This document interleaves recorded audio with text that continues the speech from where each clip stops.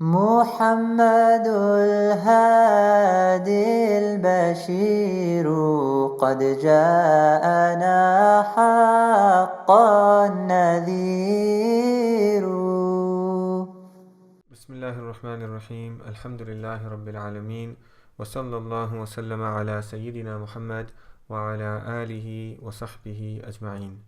I showed in the previous episode that the stunning variety in the universe is evidence that God is not just a necessary being, but a necessary being who is also a volitional agent, meaning someone who freely chose to make each thing in the universe the way that it is. A volitional agent, remember, is someone who is alive and someone who has knowledge, will, and power. The opposite of a volitional agent is a non-living cause like fire. A volitional agent creates both an effect and its opposite. God makes night and day, rain and shine, wind and still, and so on, but it is impossible for a non-living cause to bring about both an effect and its opposite. Fire always makes water boil. It never freezes it. If this sounds unfamiliar, you should pause me right here and listen to the previous episode before continuing further.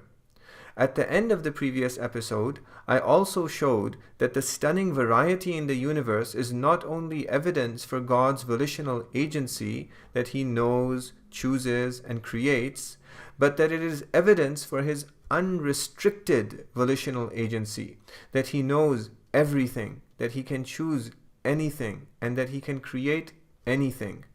I will show in this episode that modern scientific discoveries about the universe reveal God's unrestricted agency even more.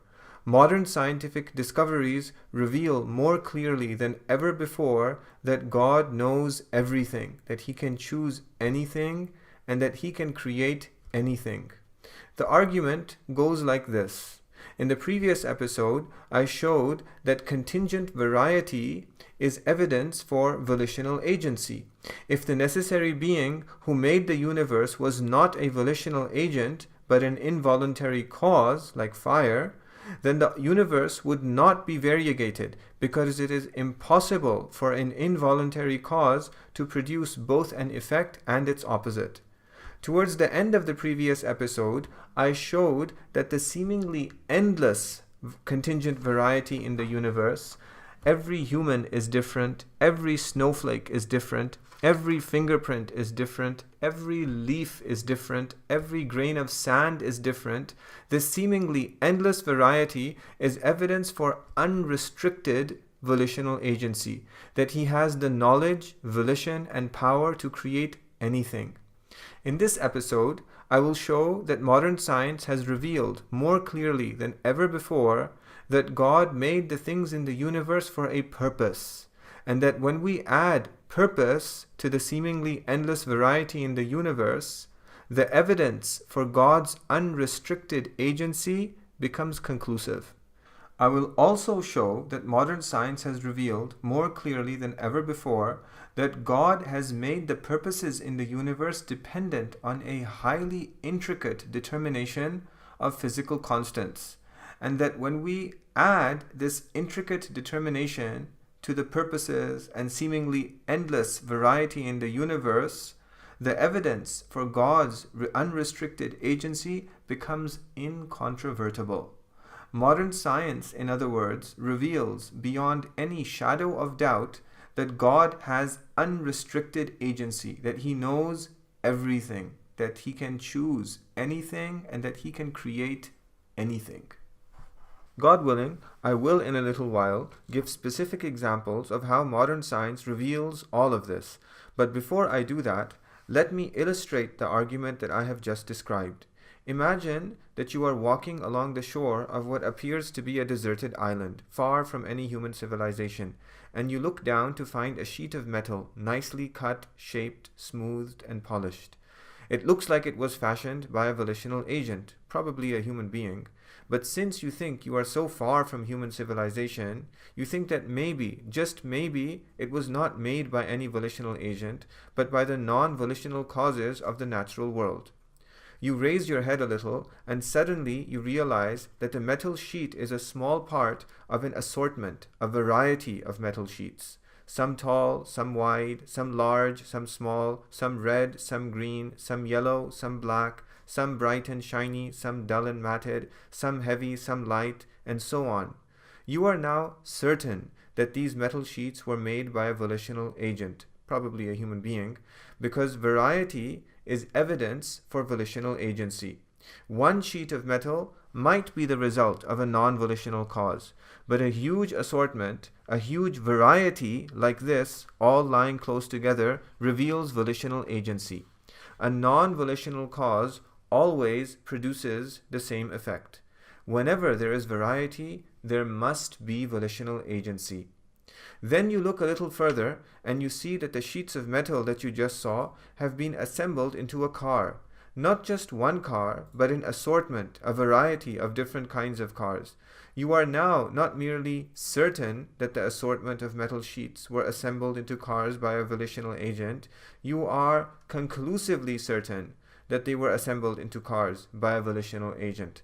Your certainty has increased because now you don't just observe variety, rather you observe variety that has clearly been chosen to fulfill a purpose.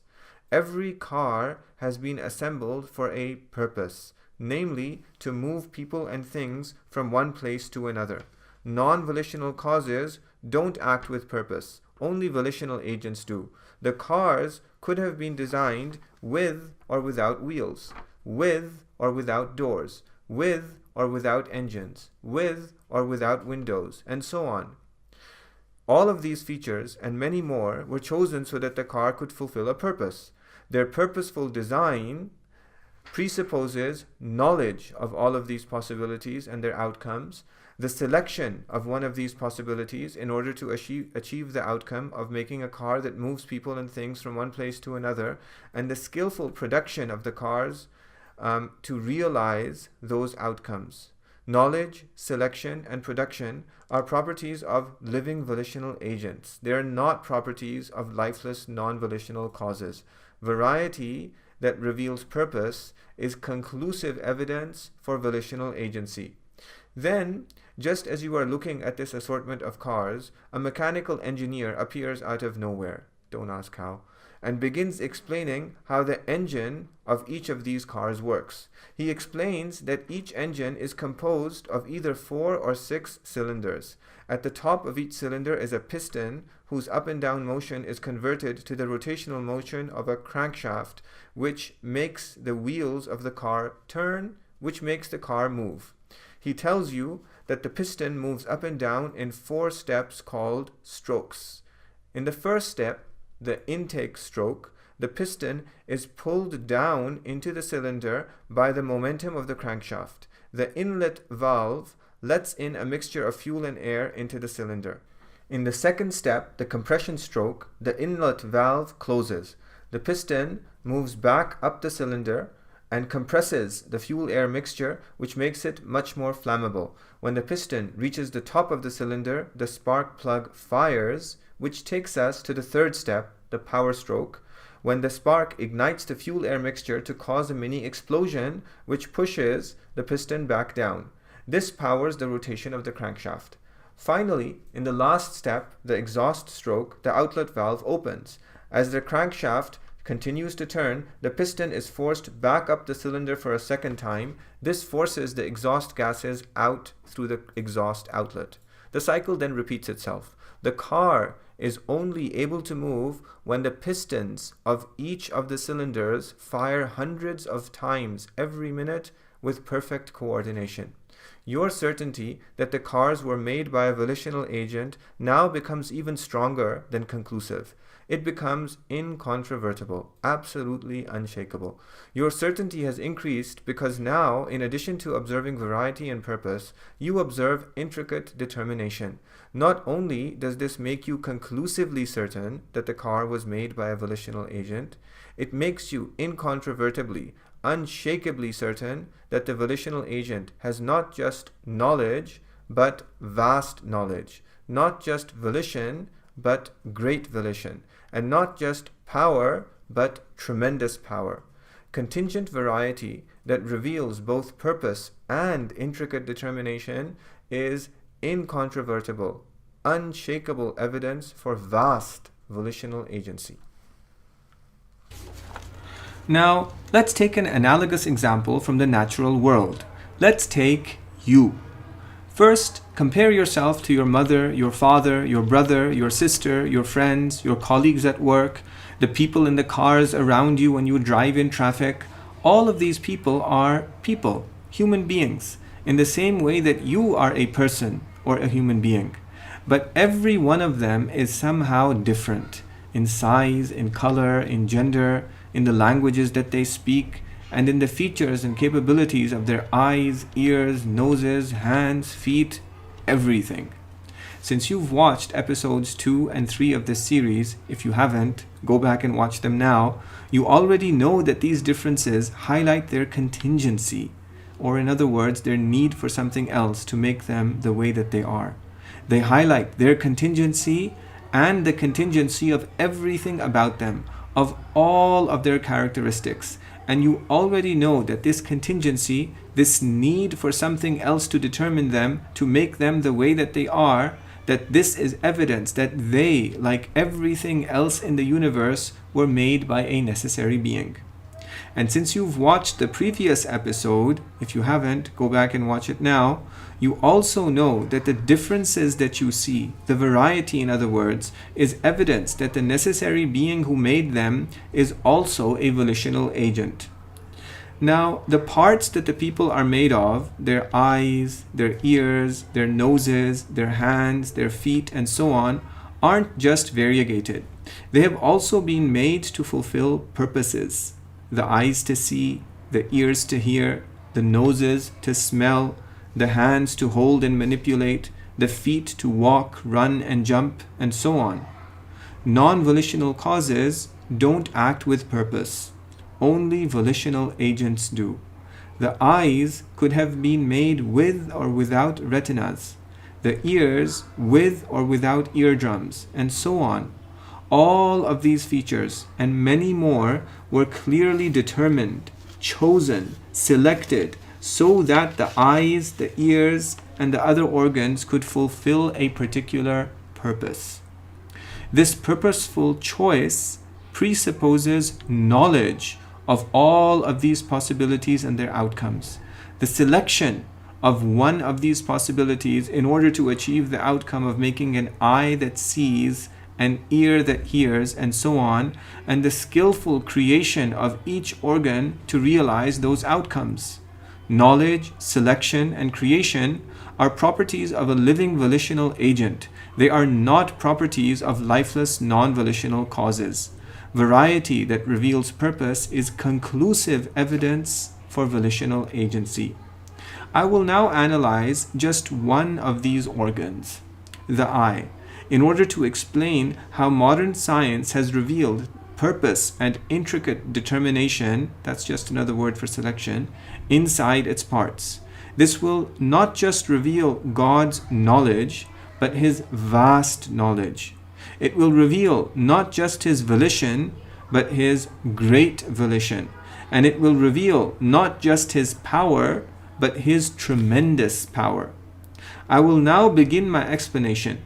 I want you to pay particular attention to whenever I use the phrase "in order to." Whenever I use this phrase, I will be drawing your attention to an intricately determined purpose. Let's begin. At the center of your eye, there is an opening, your pupil. This opening is there in order to admit light from the outside world into your eye. The muscles of the surrounding iris, the ring around the pupil that gives your eyes their color, relax and contract in order to dilate and constrict the pupil, in order to regulate the amount of light that enters the eye, in order to enable sight in both bright and dark settings. When it is dark, the muscles contract in order to dilate the pupil, in order to increase the amount of light that enters the eye, in order to help you see better in dark settings. And when it is bright, the muscles relax in order to constrict the pupil, in order to reduce the amount of light that enters the eye, in order to prevent you from being dazzled in bright settings. The contraction and relaxation of the muscles in your iris is an autonomic reflex, which means that it happens involuntarily without your conscious control. And this happens autonomically in order to allow you to focus your attention on what benefits you directly, namely using your sight to your advantage rather than distracting your attention towards the dozens of fine movements that benefit you indirectly, such as the complexities associated with the dilation of your pupil. Just behind the pupil lies the lens, which is transparent in order to admit light into the eye, and elastic in order to stretch and contract, in order to focus light that enters the eye, in order to help you see clearly both at distance and at proximity. The edge of the lens is attached to tiny and intricate suspensory ligaments, which in turn are attached to a ring of tiny and intricate muscle called the ciliary body, which relaxes in order to stretch the lens flat, in order to help the eye focus on distant objects, and contracts in order to allow the lens to return to its rounder shape, in order to help the eye focus on close objects.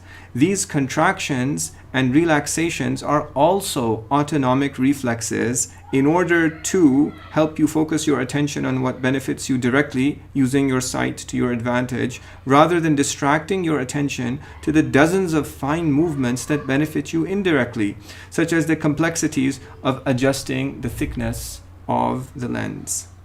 The light that is focused by the lens falls on the inner wall of the eye called the retina, which is composed of neurons, rod cells, and cone cells. The tips of the rod cells contain a purple pigment called rhodopsin, which absorbs the energy of the light in order to activate a chemical reaction, in order for the pigment to break down, in order to induce an electric potential in the rod cell, in order to induce an electrical signal which passes through the retinal neurons in order to be partially processed before traveling through the optic nerve to the brain, in order to be completely processed with the millions of other partially processed signals from the millions of other rod cells, in order to interpret the information into the picture that you finally see. These rod cells work optimally in dark settings and only distinguish between shades of gray. The other kinds of cells in your retina, the cone cells, are the cells that distinguish visual details such as color. You have far fewer cone cells than rod cells, only 6 or 7 million. And they are found mainly in a retinal depression at the middle of your line of sight in order to give you detailed vision where you need it the most, at the center of your vision. There are 3 kinds of cone cells, each containing a different kind of pigment, one of which responds to red light, another to green light, and a third to blue light. This variegation between the cone cells exists in order to help you see color. Each pigment absorbs the energy of the light in order to activate a chemical reaction, in order for it to break down, in order to induce an electric potential in the cone cell, in order to induce an electric signal which passes through retinal neurons in order to be partially processed before traveling through the optic nerve to the brain, in order to be completely processed with the millions of other partially processed signals from the other rod and cone cells, in order to interpret the information into a picture with greater detail in your central vision than in your peripheral vision. This processing happens not just in one eye, but in 2 eyes, in order for the brain to receive signals from 2 different perspectives, in order for it to merge the pair of 2-dimensional images into a single 3-dimensional image. This was all a cursory overview of how the parts of the eye have all been intricately determined to fulfill sub-purposes that are purposefully organized in order to coalesce into a highly intricate and purposeful whole that is your eye, which is just one of many other purposefully determined organs in your body. My overview has omitted hundreds of other details, such as the complicated process of irrigation, lubrication, cleaning, and protection that happens every time you blink, an average of 4.2 million times a year, and the vestibulo-ocular reflex, VOR, an inbuilt muscular response that stabilizes everything we see by making tiny, imperceptible movements in the opposite direction to where our head is moving.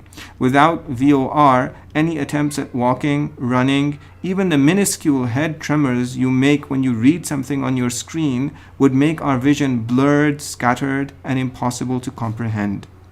The purposeful and intricate determination of all these details reveals not just God's knowledge, but His vast knowledge, vaster than anything we might have imagined before we learned these details. Not just His volition, but His great volition, greater than anything we might have imagined before we learned these details. Not just His power, but His tremendous power, more tremendous than anything we might have imagined before we knew these details.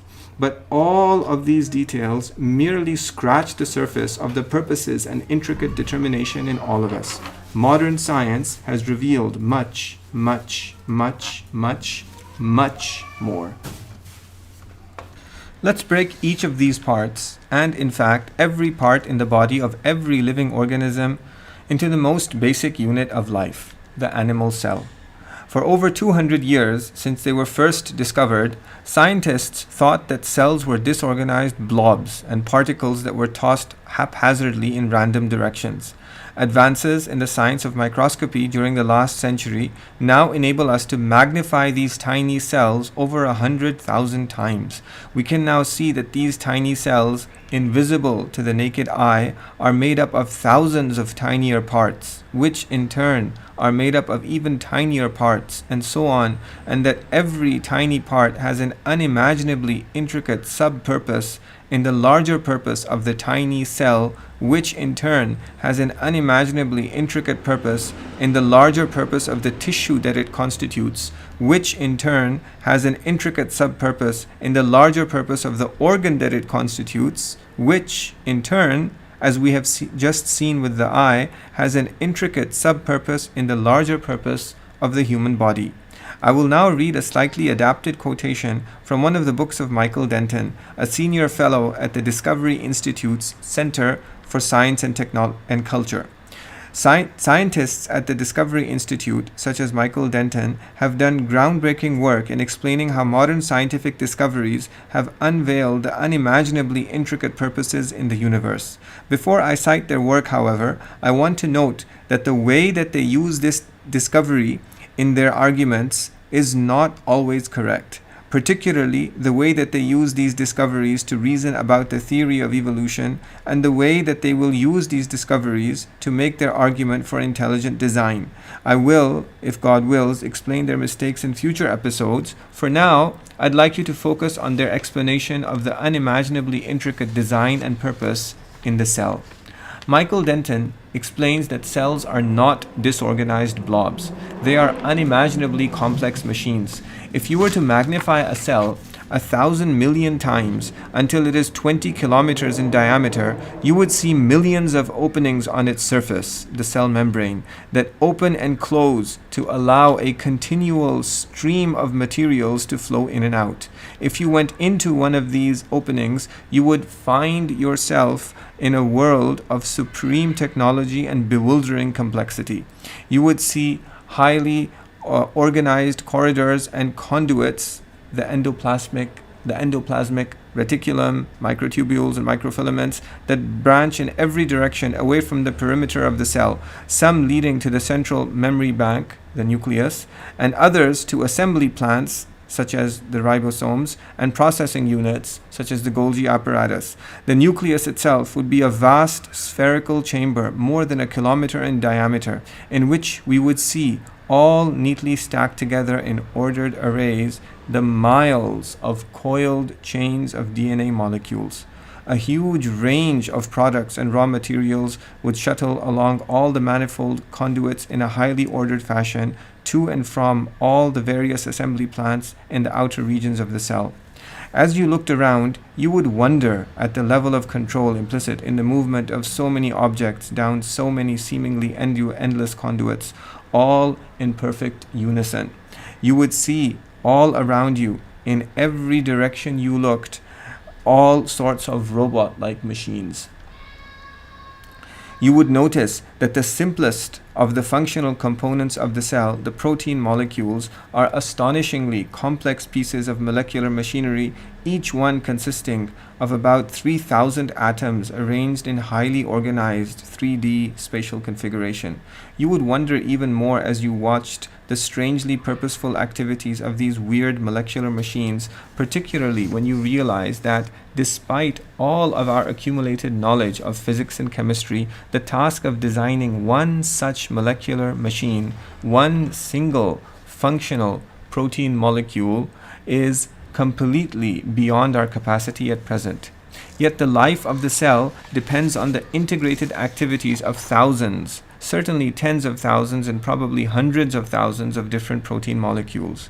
You would be witnessing an object resembling an immense automated factory, a factory larger than a city and carrying out almost as many unique functions as all the manufacturing activities of man on earth. However, it would be a factory which would have one capacity not equaled in any of our own most advanced machines, for it would be capable of replicating its entire structure within a matter of a few hours. To witness such an act of magnification of 1,000 million times, at a magnification of 1,000 million times, would be an awe-inspiring spectacle. End quote.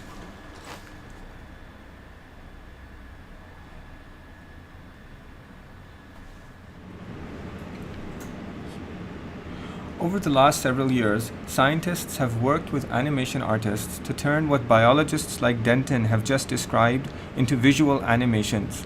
The results are absolutely stunning. I would like you to watch one of these animations in this short online video called Journey Inside the Cell, produced by the Discovery Institute. You can pause this presentation now, watch the video, Journey Inside the Cell, and then return to watch the rest of this presentation. The animation that you have just seen is one of many. If you search online for molecular biology animations, you will find many more. How can anyone who watches any of these animations not see the vast volitional agency of God? Remember that all of the intricate purposes and determinations that you are seeing are just in a single unit of life, in a single tiny cell. You are not made of just one cell, but trillions of cells, all purposefully and intricately assembled to make your purposeful and intricate organs and body parts, which in turn are purposefully and intricately assembled to make you. The stunningly purposeful and unimaginably intricate determination of everything that I have just described reveals not just God's vast knowledge, but His unimaginably vast knowledge, vaster than anything we might have imagined before we learned these details. Not just His great volition, but His unimaginably great volition, greater than anything we might have imagined before we learned these details. Not just His tremendous power, but His unimaginably tremendous power, more tremendous than anything we might have imagined before we knew these details. But again, all of these details merely scratch the surface of what modern science has revealed. To fully grasp the stunningly purposeful and unimaginably intricate determination of everything that I have just described, we need to go back to the beginning of the universe, which, according to current scientific estimates, was about 13.8 billion years ago. The universe began at time zero as a single, unimaginably tiny, yet unimaginably heavy, unimaginably hot, and unimaginably dense point that contained within it all the matter in the vast expanse of today's universe. At the instant immediately after time zero, it began expanding unimaginably rapidly, and as the unimaginably heavy matter that was packed with unimaginable density into a tiny point began to spread out over a larger expanse of space, it began to cool down.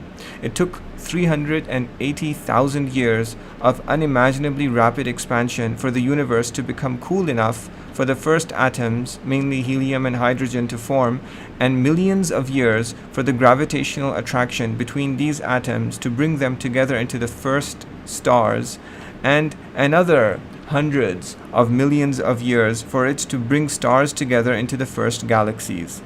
In 1998, we discovered that the expansion of the universe is accelerating.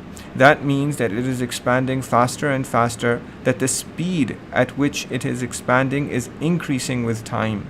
This is surprising because we would expect that the gravitational attraction between all the matter in the universe, the planets, the stars, the galaxies, should pull the matter back together so that the expansion slows down, eventually stops, and then reverses, ending in what scientists have called a big crunch. But not only is the universe continuing to expand, it is expanding faster and faster. What is causing this acceleration? Scientists believe that this acceleration is caused by something that they call dark energy that is embedded into empty space all over the universe. The effect of this dark energy on the expansion of the universe is expressed by the cosmological constant, which appears in Einstein's field equations as the capital Greek letter lambda here. The value of the cosmological constant is on the scale of 10 to the minus 120. That's 1 over 1 followed by 120 zeros. This is an unimaginably tiny number. Not 1 millionth, not 1 billionth, not 1 billion billionth, not 1 billion billion billionth, but billions and billions and billions and billions of times smaller than that. The 120-digit accuracy of the cosmological constant is stunning. If this unimaginably tiny number had been just a little bigger or just a little smaller by an unimaginably tiny amount, neither we nor ourselves would exist. The universe would have either expanded even faster, dispersing matter too fast for it to clump together to form planets, stars, and galaxies, or it would have led to the universe recollapsing back upon itself a long time ago. The 120-digit accuracy of the cosmological constant reveals that God knew the exact value of the cosmological constant that would result in a universe that was suited for us to exist in. It reveals that he knew what scenarios all of the other values would result in, that he specifically determined this value of the cosmological constant, and that he brought the universe into existence with precision, exactly the way that he determined it to exist. The cosmological constant is one of at least several dozen other constants, each of which needs to be precisely determined in order for us or ourselves to exist. Our sun, like all of the other billions of trillions of stars in the universe, is powered by the force of gravity, which pushes the atoms at the center of stars into nuclear fusion reactions that create the elements that are essential for life, such as carbon, oxygen, nitrogen, and others. Without these elements, neither we nor ourselves would exist. The fusion reactions in our sun also release the energy that powers photosynthesis in plants, which in turn makes the glucose that powers respiration in our cells. Without this energy, neither we nor ourselves would exist. Now, the strength of the force of gravity is determined by the value of the gravitational constant. If this constant was ever so slightly smaller, the force of gravity would be too weak to push elements into fusion reactions at the centers of stars. There would be no stars. And without stars, neither we nor ourselves would exist. Not only because photosynthesis and respiration would not be possible, but because the very elements that constitute us would never have come into existence. If, on the other hand, the gravitational constant was ever so slightly larger, then too neither we nor ourselves would exist, because the universe would then be a violent and inhospitable place. Stars would form more easily with smaller amounts of matter. They would be smaller and hotter, emitting dangerous life-inhibiting radiation. They would burn out and explode more quickly, giving less time for life-permitting planets like Earth to develop life-permitting conditions. Planets, stars, and galaxies would all be much smaller and closer to each other. Solar systems would be unstable and inhospitable to life, frequently destroyed by collisions with nearby celestial objects and bombarded with stellar radiation. Planets would have unstable orbits. Passing celestial objects would easily knock them out of their orbits, and the expansion of the universe would be reversed, bringing everything back together into a violent and deathly big crunch. There are many other constants in addition to the cosmological and gravitational constants, every one of them precisely determined in order to make it possible for us and ourselves to exist. These include the constant that governs the strength of the electrostatic force, which determines the chemistry that makes the reactions of life, such as photosynthesis, respiration, and digestion, possible, and the strong nuclear force, which overcomes the electrostatic force at short distances so that the protons in the nuclei of the various elements are not pushed apart from each other, and the elements that are essential for life, such as carbon, oxygen, nitrogen, and others, can exist. Each of these fundamental forces is precisely determined, finely tuned, not just in terms of their own values, but in terms of the relation of those values to the values of other forces.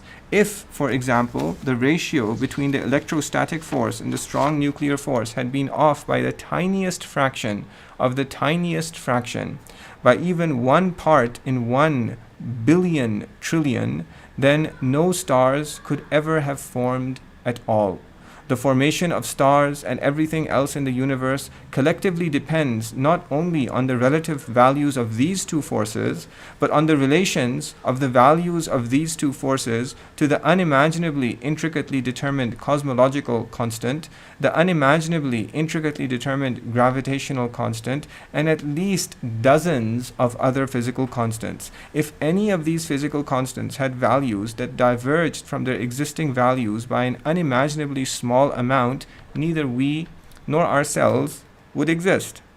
Now, add to the unimaginably intricate determination of all of these physical constants the fact that our planet Earth is a terrestrial planet and not a gaseous giant, that it has just the right size to support life, that it is just the right distance from a sun, that in turn has just the right size and emits just the right heat and light, that our planet has just the right atmosphere that admits the heat and light that are essential for life and filters out the radiation that inhibits life, that it has an unusually large satellite that prevents it from wobbling as it goes around the sun, and that nearby lies a massive gaseous giant, Jupiter, whose gravity draws away asteroids to prevent them from hitting the Earth's surface, that our solar system is located in just the right region of our galaxy, away from supernova, whose catastrophic explosions have the potential to sterilize an entire region of a galaxy for billions of years, and away from the dangerous spiral arms of the galaxy. All of these unimaginably intricate determinations, when added to everything that I have just explained, demonstrate beyond any shadow of a doubt whatsoever that not only is God a volitional agent, not only is his volitional agency unimaginably vast, but that he is omniscient. He knows everything. That he is omnivolitional, that he can determine the universe to have any description whatsoever, and that he is omnipotent, that he can do absolutely anything. Modern science incontrovertibly reveals the unrestricted volitional agency of God. وصلى الله على سيدنا محمد وعلى آله وصحبه وسلم والله سبحانه وتعالى أعلم وهو حسبنا ونعم الوكيل. صل وسلم ربي وأنعم على المعلم